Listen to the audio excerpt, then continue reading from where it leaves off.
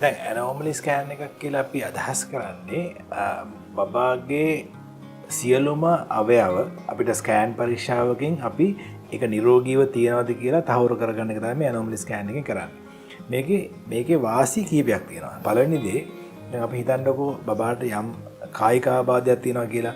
ඒ කායික ආබාධයේ ස්වરૂපය අනුව යම් කායික ආබාධ තියෙනවා අපිට පුළුවන් ඇතුලේ ඉන්නකොට බබා හම් වෙන කලින්ම ප්‍රතිකාර කරන්න. ඒතර අපි ඇනෝමලි ස්කෑන් එකක් කරේ නැත්නම් අපිට මේ දේ මිස් වෙනවා. ඒ මිස් වීම නිසා ඒවට අවශ්‍ය කරන ප්‍රතිකාරය කරන්න බැරුව වෙනවා. තව සමහර කායික ආබාධ තියෙනවා.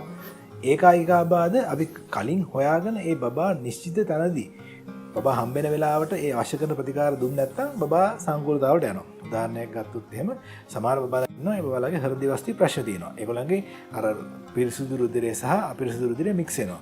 ඒත් ඒ වගේ කන්ඩිෂන් එකක් තියෙන බබාලට අපි කලින් අඳුරගත්තොත් ඒ හම්බෙච්ච ගමන්ම යම් ප්‍රතිකාර ක්‍රම කරොත් ඒ බබා සංකූලතාව යන එකට අඩු වෙනවා. ඉතින් අපි ඒක හොයාගෙන තිබ්බේ නැත්නම් ඒ බබා සංකූලතාවට ගිහිල්ලා ජීවිතේ නැති වෙන්න පුළුවන්.